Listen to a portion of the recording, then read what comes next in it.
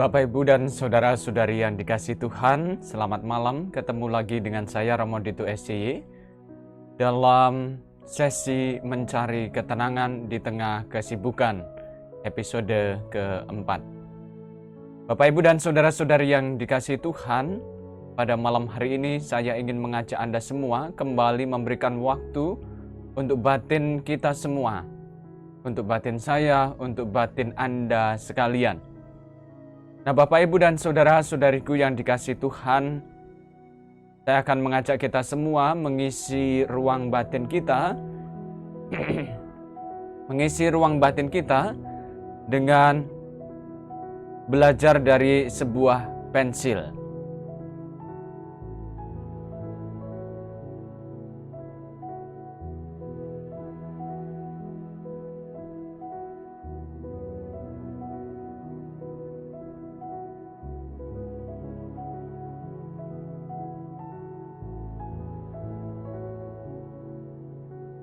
Seorang anak bertanya kepada neneknya yang sedang menulis sebuah surat.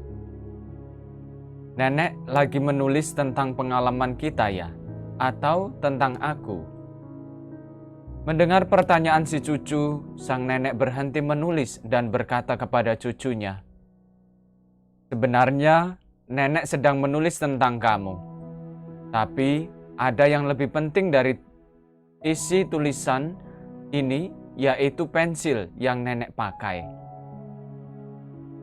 Nenek harap kamu bakal seperti pensil ini ketika kamu besar nanti," ujar si nenek lagi.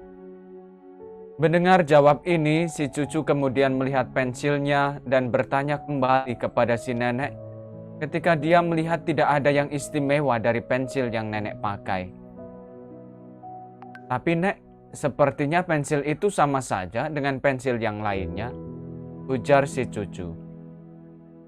Si nenek kemudian menjawab, "Itu semua tergantung bagaimana kamu melihat pensil ini. Pensil ini mempunyai 5 kualitas yang bisa membuatmu selalu tenang dalam menjalani hidup. Kalau kamu selalu memegang prinsip-prinsip itu di dalam hidup ini." Si nenek kemudian menjelaskan 5 kualitas dari sebuah pensil.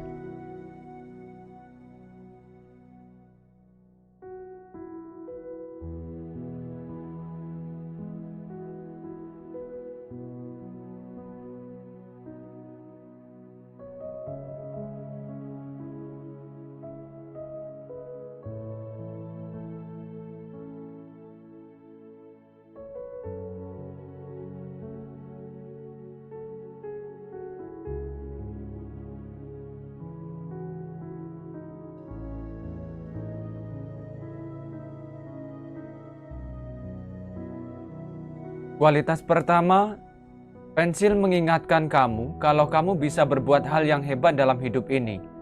Layaknya sebuah pensil ketika menulis. Kamu jangan pernah lupa kalau ada tangan yang selalu membimbing langkah kamu dalam hidup ini. Kita menyebutnya tangan Tuhan. Dia akan selalu membimbing kita menurut kehendaknya. Kualitas kedua, dalam proses menulis, nenek kadang beberapa kali harus berhenti dan menggunakan rautan untuk menajamkan kembali pensil nenek.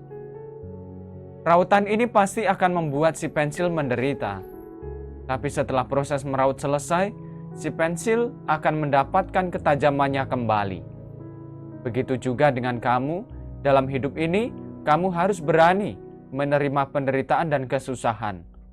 Karena merekalah yang akan membuatmu menjadi orang yang lebih baik.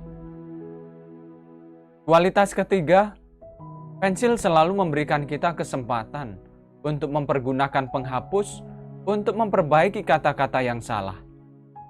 Oleh karena itu, memperbaiki kesalahan kita dalam hidup ini bukanlah hal yang jelek. Itu bisa membantu kita untuk tetap berada pada jalan yang benar. Kualitas keempat, bagian yang paling penting dari sebuah pensil bukanlah bagian luarnya, melainkan arang yang ada di dalam sebuah pensil. Oleh sebab itu, selalulah hati-hati dan menyadari hal-hal di dalam dirimu. Kualitas kelima adalah sebuah pensil selalu meninggalkan tanda atau goresan. Seperti juga kamu harus sadar kalau apapun yang kamu perbuat dalam hidup ini akan meninggalkan kesan. Oleh karena itu, selalulah hati-hati dan sadar terhadap semua tindakan. Bapak, Ibu, dan saudara-saudariku yang dikasihi Tuhan, belajar dari sebuah pensil. Hidup itu ibarat pensil, bisa digunakan untuk menulis dan menggambar, bahkan menghasilkan karya besar bila tajam dan ada tangan yang menggerakkan.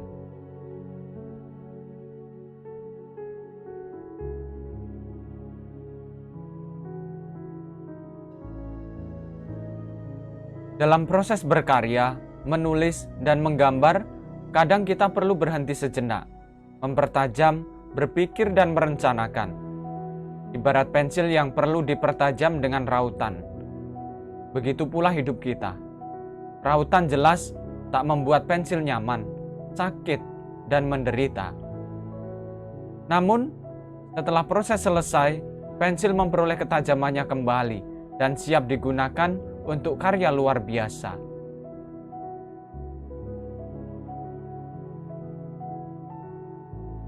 Hidup kita pun demikian. Kadang cobaan dan ujian Tuhan izinkan. Kadang masalah datang tak terelakkan. Kadang penderitaan, rasa sakit, perih, dan air mata mendera. Semua itu jelas membuat hidup menjadi tidak nyaman. Tapi itu tanda kita sedang bertumbuh. Karena tak ada pertumbuhan dalam zona nyaman dan tak ada kenyamanan dalam zona pertumbuhan. Hiduplah yang akan mengasah hidup kita. Pengalaman hiduplah yang akan menempa kita. Kejadian peristiwa dan kejutan hiduplah yang akan membuat hidup makin cerdas dan bijaksana. Kegagalan, cobaan, dan kesusahan hiduplah yang akan mempertajam skill kita. Semua proses ini perlu kita jalani dengan tekun dan setia. Karenanya, jangan banyak protes, tapi berproseslah. Setiap pada proses memang tak mudah. Yakinlah ada tangan yang setiap menuntun, memberkati, menunjukkan, dan mengarahkan.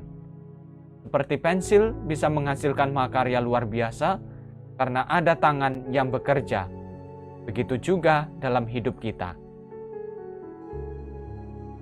Kita bisa berbuat dan menghasilkan hal yang amat berguna karena ada tangan yang bekerja. Itulah tangan Tuhan. Ingatlah selalu bahwa tangan Tuhanlah yang memungkinkan kita meraih impian. Tangan Tuhanlah yang mengubah impossible menjadi possible, menjadi yang tidak mungkin menjadi mungkin. Tangan Tuhanlah yang membuat mukjizat terjadi.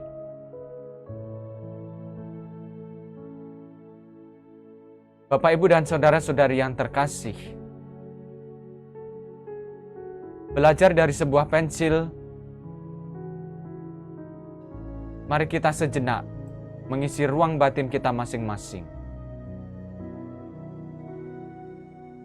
Dan semoga mencari ketenangan di tengah kesibukan episode kali ini membantu kita semua untuk bisa mengalami hidup yang lebih baik.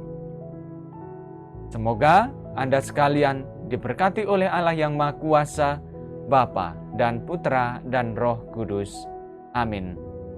Selamat istirahat, selamat bercerita bersama dengan anggota keluarga, selamat beraktivitas bagi yang sedang beraktivitas dan akan beraktivitas, dan semoga Anda selalu sehat dan Tuhan memberkati Anda sekalian. Selamat malam.